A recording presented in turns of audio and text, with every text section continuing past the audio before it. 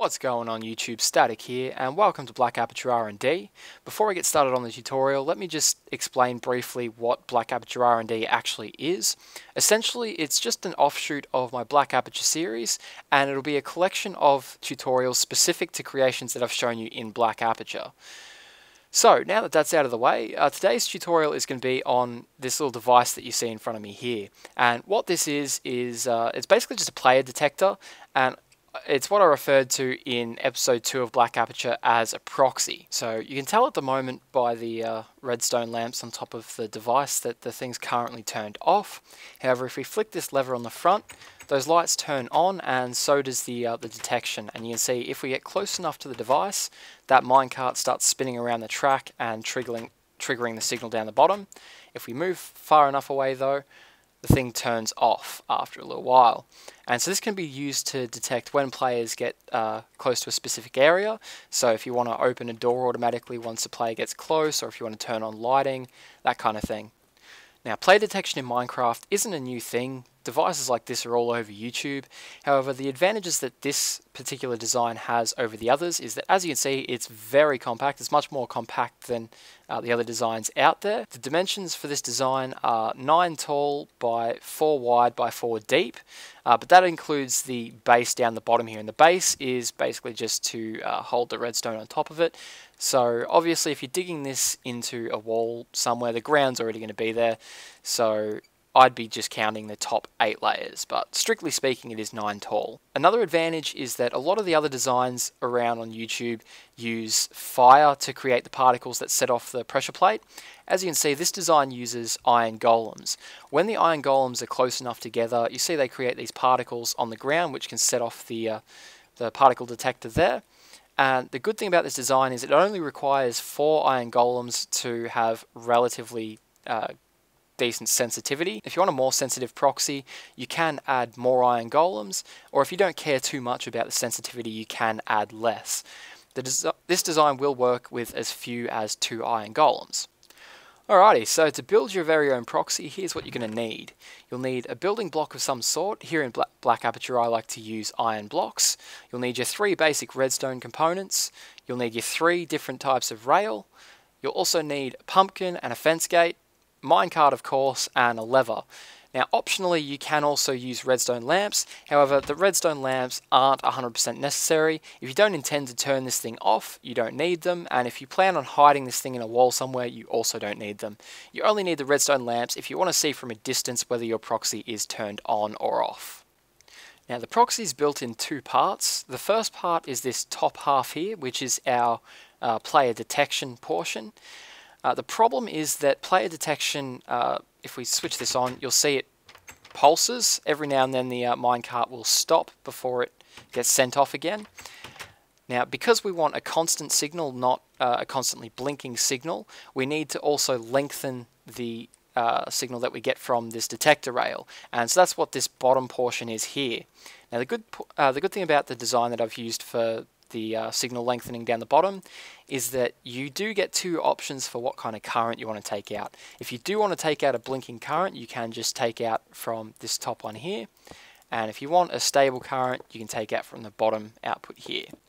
Okay, so the first part that we're going to be building is the top part here, so the particle or player detection.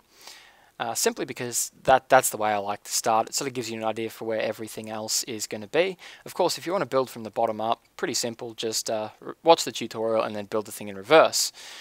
So what you want to do to start off is you want to build a column up 5 blocks. Now, of course, remember that this bottom block here is our ground. Its sole purpose is to support the redstone, so if you're just building this on level ground, don't worry about that bottom block and instead just build up 4 blocks. Now at our top block here, this is where the iron golems are going to be standing, and they're going to be standing on a 4x4 platform, so we want to make that really quickly. Okay, now our iron golems are going to be standing in this middle 2x2 area of the platform, and around the outside we're going to have a minecart track which is going to form our particle detection. And so to make the particle detector, what you want to do is place 2 blocks here in that corner like so. You want to place a normal rail on that block. In front of it you want to place a powered rail, and then in front of that you want to place a detector rail. Now from here on out, all you need to do with the tracks is place normal tracks in all of the corners and powered rail everywhere else. Okay, so once we've got this, what we're going to do to power our powered rails without disturbing the iron golems in the center is place one redstone torch in this corner here, which will power those two sections. Place a lever on this block and turn it on. That will power those two sections there. Very simple. Now, once you've got this, we're going to place our fence gate before we forget. So bonk that out, place a block there, place our fence gate, and then replace the detector rail. Unfortunately, we can't place the fence gate right on top of the detector rail without putting that block there first. Bit of a pain, but we're just going to have to deal with it. Now, once you've got that, what you want to do is place an iron block on top of this powered rail and an iron block on top of this powered rail. You don't necessarily need to do this, it just makes the design look a whole lot more closed in, which I think looks kind of cool, hides a lot of the innards. But as I said, you don't necessarily need these two blocks here. Once you've got this, just start making a case. And so this is what's going to be holding the iron golems in place. So you want to make one layer, then another layer, and then one more. So 3 layers high. Just like so. Now, before we put our iron golems into here, we're going to quickly chuck a redstone torch on this iron block just above the fence gate. Now I'll get to why we do this later on.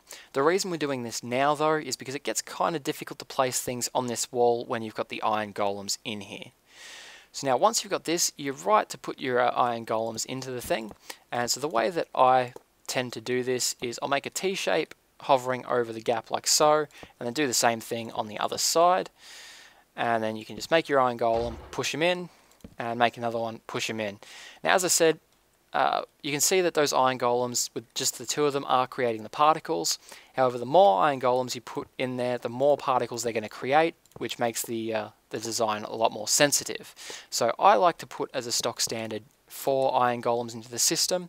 As I've said, you can just put two in though if you'd like, if you're doing this in survival, for example, and you're low on resources.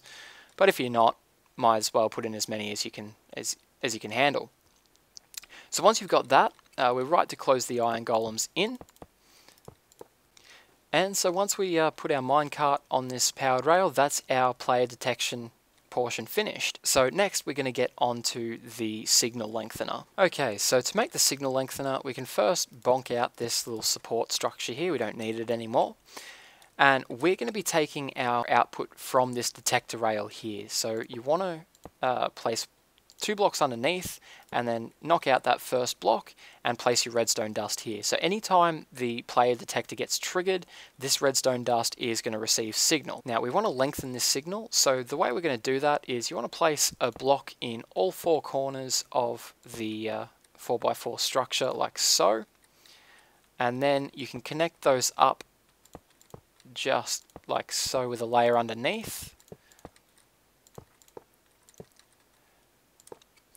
And what we want to do is on all of these little extra sections here, we want to place repeaters. So coming out from this redstone wire, the redstone wire is going to send signal into this block, which we can then take out with repeaters, which we want to put on full delay. And again, that's going to power this block, which we can draw power out of using repeaters here. And same deal on this side. The only part of this layer where the signal is not going in this direction is this part here. We actually want to take the signal out from this wire and send it this way. And so once you've got this, what you want to do is place a block in all 4 corners of the 4x4 structure and then just knock out the block above them. And so once we've knocked out all these blocks, what we want to do is on every one of the tops of the blocks except for this one here, we want to place a piece of redstone dust. And so what this is going to do is when this piece of redstone dust gets a signal, it's going to send that signal around this loop, and the signal is going to be in the loop for 8 ticks per side. So there's 8 ticks in these 2 repeaters here, 8 ticks here, and 8 ticks here.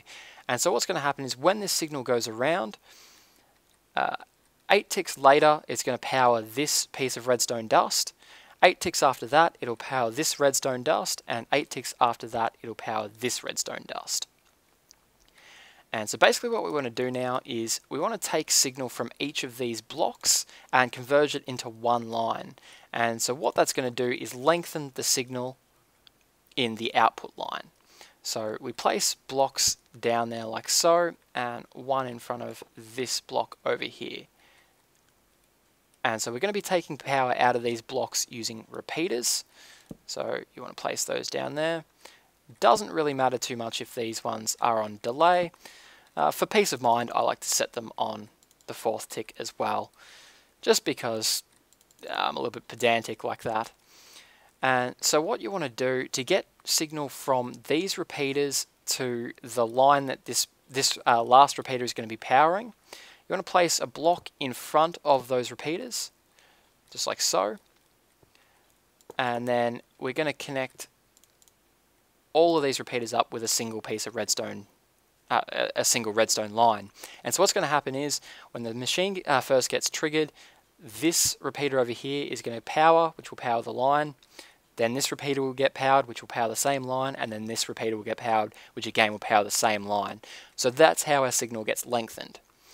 Once this is done, that's essentially your proxy finished. All you might want to do, as I like to do, is just fill in these unneeded spaces. Just makes the design look a whole heap cleaner, I think.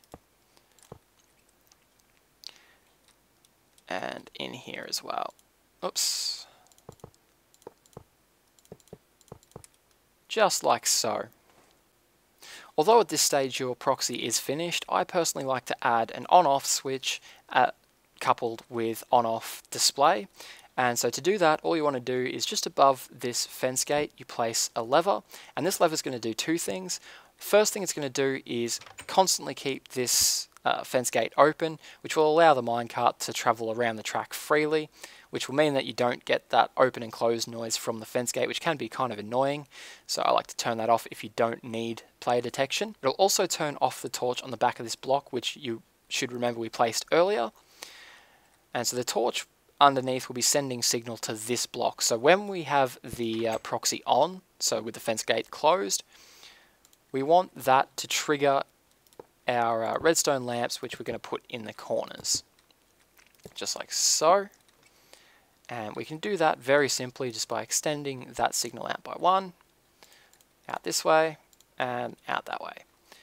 And there you have it, there's our finished proxy. So all you need to do now, obviously, is place a minecart on the powered rail here, and your proxy will begin to detect you. Now, one issue you might find you have once you turn your proxy on is you might get the minecart going back and forwards like this. You don't want this to happen. The reason being is that if this minecart is continuously going back and forwards, only about half of the time is it pressing on the detector rail, and if the minecart's not pressing on the detector rail, it won't be triggered by the particles. So you want that minecart to be resting on this detector rail at all times unless it's been triggered and is going around the track. Now what causes the minecart to go back and forwards like this is that the iron golems are a little bit too far forward and their force field is bumping the minecart back. So all you need to do is get in nice and close like so and just punch the iron golems and get them into that back corner of the proxy. And so once you do that, you should notice that the minecart, if it doesn't get detected, will just stop on this detector rail. Anyway guys, I hope you've enjoyed today's tutorial. If you had, please do show that like button some love. It helps me a lot more than you guys might realize. I've been Static, and I'll catch you guys next time.